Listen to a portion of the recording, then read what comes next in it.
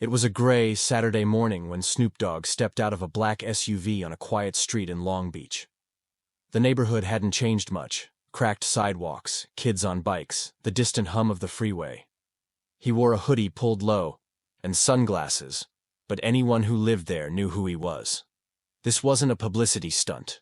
It was something personal. For decades, Snoop had rapped about the streets of Long Beach, but he hadn't walked down his childhood block in years. Now, with cameras far away and only a small crew filming for a documentary, he was coming home. Not to perform, not to shoot a music video, but to feel something. The house stood at the end of the block. Faded blue paint, a crooked mailbox. The gate still squeaked like it did when he was a kid. "That gate," he said with a laugh, "used to jump it every day after school." His voice trembled slightly. The memories were coming fast. Snoop's cousin Daz was with him, along with his Uncle Reggie, who still lived nearby. "You sure you ready?" Reggie asked. Snoop nodded. "I gotta see it. One more time." He stepped up the walkway slowly, eyes scanning everything. The chipped stairs, the screen door, the roses that had overgrown and swallowed the fence. He knocked lightly, not knowing what to expect. A woman in her 50s opened the door, eyes wide. "Oh my God, you're..." Snoop smiled. "Yeah, I used to live here." The woman, Mrs. Ramirez, had bought the house 20 years ago. She stepped aside immediately. "Come in, please, it's still yours." Inside, time had frozen. The layout was the same. The smell of old wood, faint traces of incense, and lemon-scented floor cleaner filled the air. "This was Mama's chair," he said, pointing to a corner where nothing but sunlight now sat. "She'd sit there and pray." Snoop walked into the kitchen, touching the counter. "We didn't have much, but she kept this place spotless." He stopped at the back door and stared into the small yard. "That's where I first wrote a rhyme." His voice cracked. He wasn't performing. He was remembering. In the hallway, he paused outside the bedroom that used to be his. Mrs. Ramirez whispered, "We turned it into a sewing room." He nodded. "Mind if I sit for a second?" She let him in. He sat on the floor, leaned back, against the wall and closed his eyes. "This is where I became me." He didn't say much after that, just breathed, felt, reconnected. Sometimes, you don't know how far you've come until you go back to where it all began. The visit stirred something deep inside Snoop. That night, he couldn't sleep. He sat in his hotel room, staring out the window, playing old beats on his phone. He wasn't looking for inspiration. He was searching for himself, versions of him left behind in that house. The next morning, he returned alone. This time, no crew. Just him, a notebook, and a pack of backwoods. He sat on the porch, legs crossed, head down, writing. Every few minutes, he'd glance up at the street, at the corner where he used to sell candy, at the alley where he had his first fight. A neighbor recognized him and approached hesitantly. "Snoop?" He looked up, smiled. "What's up, big homie?" The man introduced himself as Calvin, too. "I grew up listening to you. You gave us pride, man." Snoop nodded. "Appreciate that, see?" They sat and talked for nearly an hour. Calvin shared stories of what the block had become, how some kids had made it out, how others hadn't. "Still hard out here," he said. "But you made it feel like we mattered." That stuck with Snoop.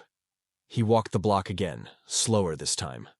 Touched the gate at the corner store, peeked into the basketball court where he used to sneak through holes in the fence. He wasn't reliving trauma, he was honoring survival. Later that day, he visited his old high school. The principal, a young black woman named Ms. Bailey, welcomed him with open arms. "This place still talks about you," she said. "You're part of the curriculum now. For real."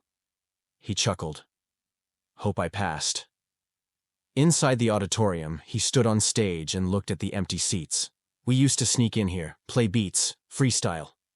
He snapped a photo, captioned it, "Before the crowds, this was the stage." Before leaving, he left a check with the school, enough to fund new music equipment and studio gear. "Every kid deserves to hear their own voice," he told Ms. Bailey. She hugged him tight. "Thank you, Mr. Broadus." That night, he lit a candle in the hotel. Not for fame, not for views, but for the boy who once stared at a cracked ceiling, dreaming of better days. That boy still lived inside him, and now he was being heard. Snoop's next stop was something he hadn't prepared for emotionally. A visit to his childhood friend Marcus, now working at a local auto shop. They hadn't spoken in over a decade, not since Marcus chose to stay in the neighborhood while Snoop left for superstardom. Still, the bond ran deep. As Snoop entered the shop, the smell of motor oil hit him hard. Nostalgia in the rawest form. Marcus was underneath a car, music blasting, when he heard the familiar voice call out, "Ayo, Big Mac, still getting greasy?" Marcus rolled out, wide-eyed, and then grinned. "You really came back." The two embraced like brothers. They sat on a bench out back, talking about everything and nothing. "I still remember when you got your first tape played on the radio," Marcus said. "Whole block lit up like fireworks." Snoop laughed. "And I remember you saying I was gonna lose myself. You were wrong." They talked about those they lost. Friends taken by violence, addiction, prison. "Man, we made it," Marcus said quietly. "Not just you. We all made it, 'cause one of us got out." Snoop didn't argue. He just nodded, tears quietly forming. Marcus reached into a drawer and pulled out a photo album. Old Polaroids, kids in baggy clothes, crooked smiles, corners tagged in Sharpie. There they were, young Snoop, Marcus, Tasha, Lil Dre. "That's history," Snoop whispered. They flipped through memories, school dances, backyard freestyles, first car wash jobs. "You remember the cipher behind the laundromat?" Marcus asked. "You killed it," Snoop laughed. "That was the night I knew I had something." Before he left, Snoop handed Marcus an envelope. "Open it later," he said. Inside was a deed to a second home nearby. "You looked out for me back then. I'm looking out for you now." Marcus never said thank you out loud, but the look on his face said it all. As Snoop walked back to his ride, he felt lighter, grounded, like some invisible burden had been lifted. Success meant more when shared with someone who knew your struggle. He looked back at the shop, saw Marcus wave, and said to himself, "That's what real wealth looks like." Back at the house, Mrs. Ramirez called with a strange discovery. "We found something in the wall when we were redoing the back room," she said. "It has your name on it." Intrigued, Snoop returned the next morning to see what it was. Wrapped in a dusty plastic bag was a folded piece of lined notebook paper. Faded, but still legible. It read, "From Calvin Broadus, age 12. This is for my future self. Don't forget where you came from. Don't forget your mama. Don't forget your people. If you rich, give back. If you famous, stay real." Snoop read it silently, sitting in the same spot he had likely written it. "Damn," he muttered. "Little me knew. What grown me almost forgot." Mrs. Ramirez watched with quiet reverence. "You wrote your own prophecy," she said. He took a picture of the letter and posted it online with the caption, "I heard you, lil homie, loud and clear." It went viral within minutes. Fans commented things like, "This gave me chills," and "We all need to write letters like that." Later that day, he framed the letter and gave a copy to his sons. "This is where our name comes from," he told them. "Not rap, not records. This right here, this paper, this house, this love." Inspired, Snoop recorded a spoken word piece called "Letter to Self." It was raw, stripped down, and delivered over a simple piano loop. It ended with the same words he had written at age 12. "Don't forget." The track became a quiet anthem for reflection. He visited his mother's grave that evening, the letter in hand. "I kept my promise, Mama," he whispered. "I didn't forget." He placed a single white rose next to the headstone and sat in silence as the sun dipped below the trees. The documentary crew captured it all, not for ratings, but for legacy, for history, for truth, and for every kid who thinks the pain they're feeling today won't matter tomorrow. It was proof that it does. Snoop didn't want to just visit Long Beach. He wanted to invest in it. A week after his emotional visit, he announced the LBC Roots Initiative, a personal project to rebuild and renovate key parts of the neighborhood, starting with his old block. The first phase involved repairing abandoned houses, painting, murals, and building a recording studio for youth. "This ain't charity," he said. "This is home improvement, of the heart, and of the hood. Snoop personally knocked on doors, talking with residents about what they needed most. Safer lighting, better groceries, real community programs, one woman told him. He took notes. Bet. We starting tomorrow. He hired local contractors, not outsiders. Former gang members were offered paid work opportunities. Let's build more than walls, he told them. Let's build trust. Slowly, change began to show. Cleaner sidewalks, fresh paint, new hope. Kids painted murals of Tupac, Nipsey Hussle, and even Snoop himself, smiling with his braids and sunglasses. He laughed when he saw it. "Y'all made me look like a cartoon," he joked. The kids giggled. "You are a cartoon, Uncle Snoop." A block party was organized to celebrate the first completed street. Music blasted, food was served, and for the first time in years, everyone danced together without fear. "This is what we were missing," one elder said. Togetherness. Local news picked it up, but Snoop refused interviews. "It ain't about me," he said. "It's about the neighborhood breathing again." Still, people knew who to thank. Walked the block that night with his hood up, unnoticed, smiling, watching, feeling, healing. For the first time, he didn't feel like a visitor. He felt like he'd come home to stay. Next on Snoop's list was his former middle school, just a few blocks from the house. It looked smaller than he remembered, but the memories hit him with full force. "This where I learned to rhyme in math class," he said, grinning at the thought. Principal Hernandez welcomed him like royalty, but Snoop waved off the formalities. "I'm here as Calvin today, not Snoop Dogg." The students gathered in the gymnasium, buzzing with excitement. Many had only seen him on screens. Now, he stood before them, real, grounded, and humble. He told them stories, not about fame, but about failure. "I flunked tests, skipped class, got in trouble, but one teacher told me my words had power. That saved me." The students leaned in, hungry for truth. "You gotta find your voice before the world finds it for you." Afterward, Snoop joined a small poetry club run by Ms. Banks, a young English teacher. One student performed a rap about growing up without a father. When he finished, the room was silent. Then Snoop clapped, slow and proud. "You got it, nephew," he said. "Don't stop writing." He donated 50 laptops and professional studio software to the school. "Y'all got stories," he said. "Now you got tools to tell 'em." Ms. Banks cried as she hugged him. "You don't know how much this means," she said. "No," he replied. "I do." Outside the school, he saw a mural of himself painted on the wall. It read, "From Long Beach to the world." Snoop chuckled. "Y'all made me look skinny," he joked, taking a selfie. "Gotta show this to Dre." Later, he sat on the swings he used as a kid. Alone for a moment, he let his guard down. "We made mistakes here," he whispered. "But we also made dreams." The wind carried his words like prayers. That evening, the school hosted a community open mic night. Parents, kids, and teachers performed together. Snoop didn't take the mic. He didn't need to. His presence was enough. The spotlight wasn't for him. It was for the next generation. And as he walked out, someone yelled, "Thank you, Calvin." That name hit deeper than any stage name ever could. One Sunday morning, Snoop dressed in a simple black suit and walked into the church his mother once attended. Greater Emmanuel Temple had barely changed.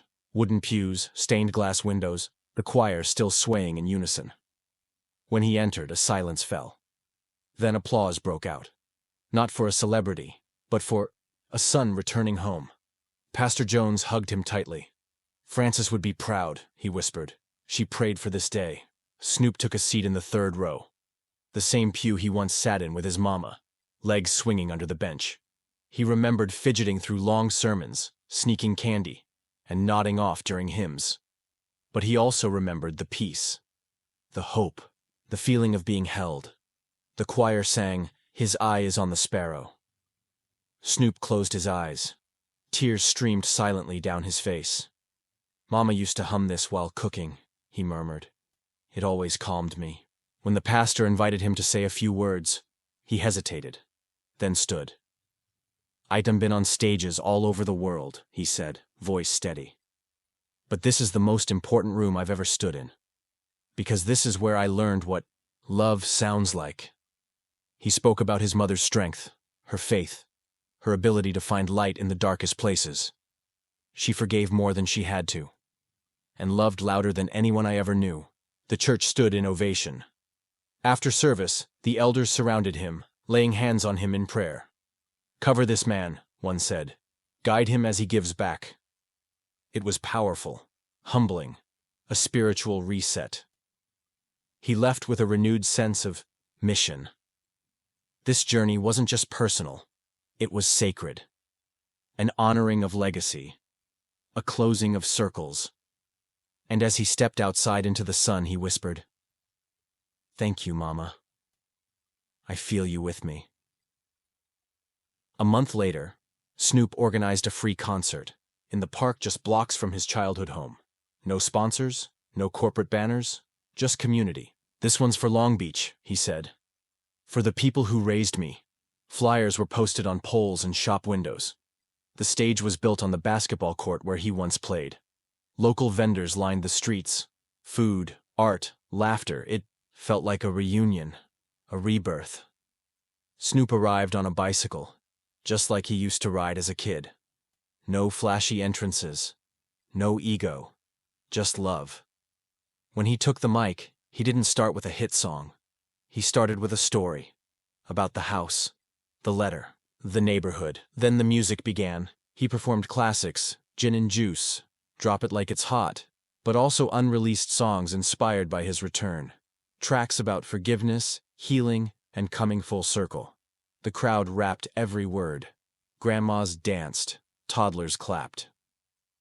Halfway through, he invited Marcus, Calvin from the porch, and a few students from the poetry club to join him. "These are my people," he said. "My village." They stood together as the beat dropped, representing unity. The concert ended with a massive choir rendition of Young, Wild, and Free. The crowd sang, swayed, and held each other. Snoop looked out and saw not fans, but family. The same streets that once tried to trap him now celebrated him. He didn't leave right after. He stayed, took photos, signed shirts, listened to stories. "You gave us hope," one woman said. He replied, "Y'all gave it to me first." As the sun set, he sat on the hood of an old car, watching the block buzz with joy.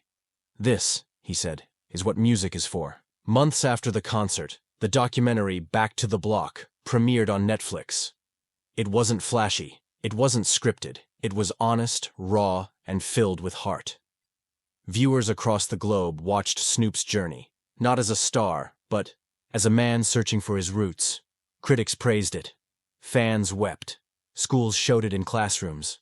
Fathers called their sons, friends reconciled. One review read, "This isn't just a music documentary, it's a manual on healing." Snoop released a memoir soon after.